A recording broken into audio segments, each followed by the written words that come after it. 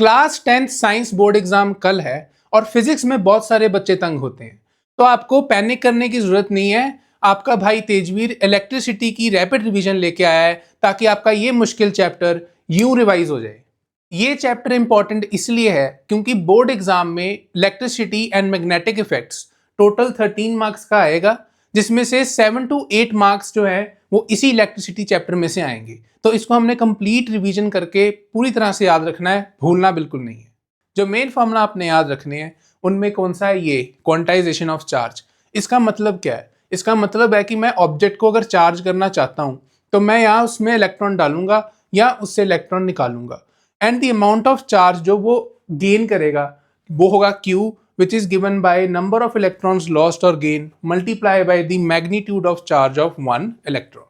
अब नेक्स्ट है current, which is rate of flow of charge. तो हम इसको कैलकुलेट कैसे करेंगे? That current is equal to charge flown divided by time in which it has flown. यहाँ पे अगर हम चार्ज कूलम्स में लेंगे एंड टाइम सेकंड्स में लेंगे तो करंट हमारा एम्पेयर्स में आएगा। तो हमने क्वेश्चन सॉल्व करते वक्त ध्यान रखना है कि अगर हम चार्ज कूलम्स में ले रहे हैं तो फिर हमने टाइम को सेकंड्स में ही लेना है। अगर क्वेश्चन में मिनट्स में या आवर्स में टाइम दिया है तो हमने उसको सेकंड्स में कन्वर्ट करना है। अब नेक्स्ट है potential difference, which is difference between the potentials of 2 points. ये कैलकुलेट कैसे होगा? It is work done divided by charge, जिसमें ये वर्क डन कौन सा है? Is the work done of moving this charge Q from point A to B, and उसी point A to B का जो पोटेंशियल डिफरेंस है वो V है। करंट एंड पोटेंशियल डिफरेंस को मेजर करने के लिए दो इंस्ट्रूमेंट्स यूज होते हैं। करंट के लिए यूज होता है ammeter and potential difference across 2 points के लिए होता है वोल्ट मीटर। अब जो ये एम मीटर है ये हमेशा सीरीज में लगता है in a circuit, and volt meter जो है वो हमेशा पैरेलल में लगता है in a circuit. Ammeter की जो रेजिस्टेंस है वो जितनी लो हो सके उतना अच्छा है, इसलिए an ideal ammeter has zero resistance, while जो वोल्ट मीटर है उसकी रेजिस्टेंस जितनी हाई होगी उतना अच्छा है, इसलिए an ideal volt meter has infinite resistance. अब हमने इस चीज का ध्यान रखना है कि हमेशा जो करंट है वो पॉजिटिव एंड से एंटर करना चाहिए एंड नेगेटिव एंड से ही लीव करना चाहिए हमारे डिवाइस के, क्योंकि current always flows from high potential to low potential. दोनों डिवाइसेस को सर्किट में कनेक्ट कैसे करना है उसको याद रखने के लिए हमारे पास निमोनिक है ASVP। A ammeter is always connected in S series, V voltmeter is always connected in P parallel। अब सबसे important part, Ohm's law. Ohm's law क्या कहता है कि your potential difference in a circuit is directly proportional to current. मतलब जितना मैं potential difference बढ़ाऊंगा करंट मेरा उतना ही बढ़ेगा। एंड कंप्लीट रिलेशन क्या कहता है कि V is equal to IR, जिसमें R क्या है? कांस्टेंट, जिसको हम कहते हैं रेजिस्टेंस। एक सर्किट में अगर मैं रेजिस्टेंस बढ़ाऊंगा तो करंट कम होगा, एंड रेजिस्टेंस अगर उसकी कम होगी तो उसमें करंट ज्यादा होगा।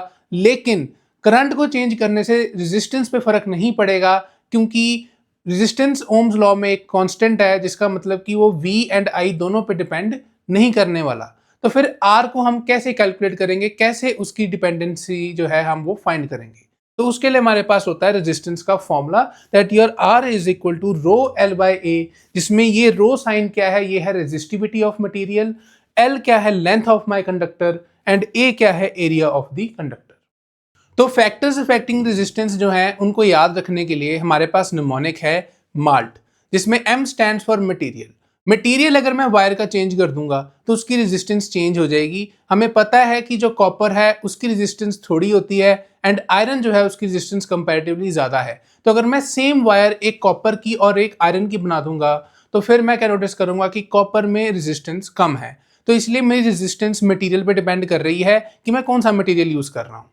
उसके बाद क्या आता है? A is for area of cross section या thickness of my wire. Area of cross section या थिकनेस वायर की अगर ज्यादा होगी तो रेजिस्टेंस कम होगी, इसीलिए हमारी resistance is inversely proportional to area of cross section.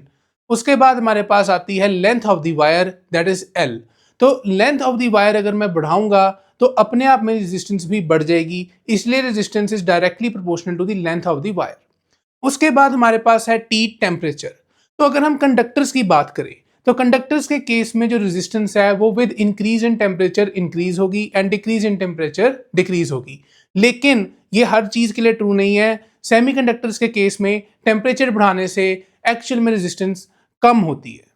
अब जो रेजिस्टेंस का फॉर्मूला है रो एल बाई ए, उसमें जो रो है वो है रेजिस्टिविटी एंड वो एक उस फॉर्मूले में कांस्टेंट है। इसका मतलब वो कंडक्टर के लेंथ या एरिया या रेजिस्टेंस पे डिपेंड नहीं करता, वो किस पे डिपेंड करता है, मटेरियल पे, यानी कि the nature of the material and temperature पे, कि वो कंडक्टर कौन से टेम्परेचर पे है।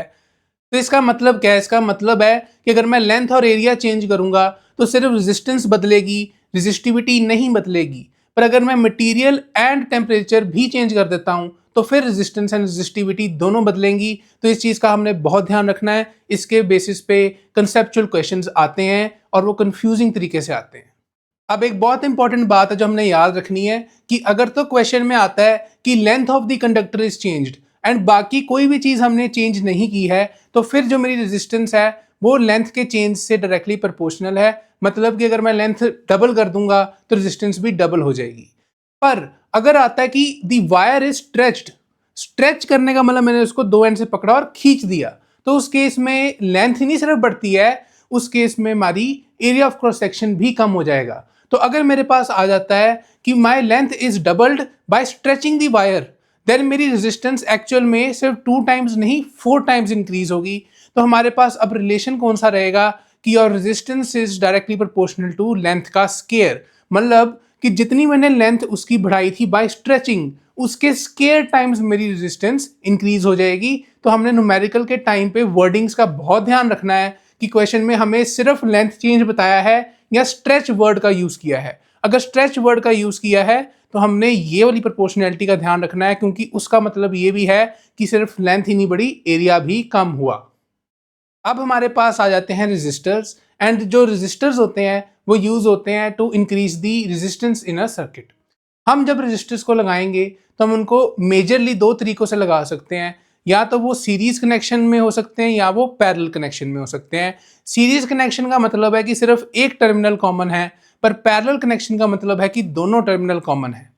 तो अब दोनों कनेक्शंस में चीज़ें बदलती हैं, सिचुएशन बदलती है। तो वो सिचुएशन क्या बदलती है कि पहली बात तो जो टोटल रेजिस्टेंस हमारी आती है ड्यू टू दी कनेक्शन, उन दोनों के फॉर्मूले अलग अलग हैं। सीरीज में जो रेजिस्टर्स की रेजिस्टेंसेज हैं वो डायरेक्टली ऐड हो जाती हैं, पर पैरेलल के केस में जो टोटल रेजिस्टेंस है उसका reciprocal is equal to the sum of reciprocal of resistances of each resistor. इसके बाद हमारे पास आता है करंट। जो करंट है वो हमारे सीरीज कॉम्बिनेशन में सेम फ्लो करता है बिटवीन दी रेजिस्टर्स। तो हर रेजिस्टर के क्रॉस सीरीज में करंट सेम होता है, but in the case of parallel her resistance में वो क्या करता है, डिवाइड कर जाता है। पर अगर हम बात करें पोटेंशियल डिफरेंस की तो उसमें ऐसा नहीं है।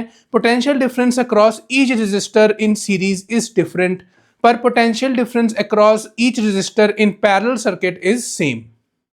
तो अब हमारे पास है पावर, एंड पावर होता क्या है? Power is rate of doing work, कि आप कितनी जल्दी वर्क कर रहे हो। एंड इलेक्ट्रिसिटी में पावर कैलकुलेट करने का जो फॉर्मूला है उसके लिए हमारे पास एक निमोनिक है VIP, that is VI is equal to P, जिसमें P है हमारा power, V is equal to potential difference and I is equal to current.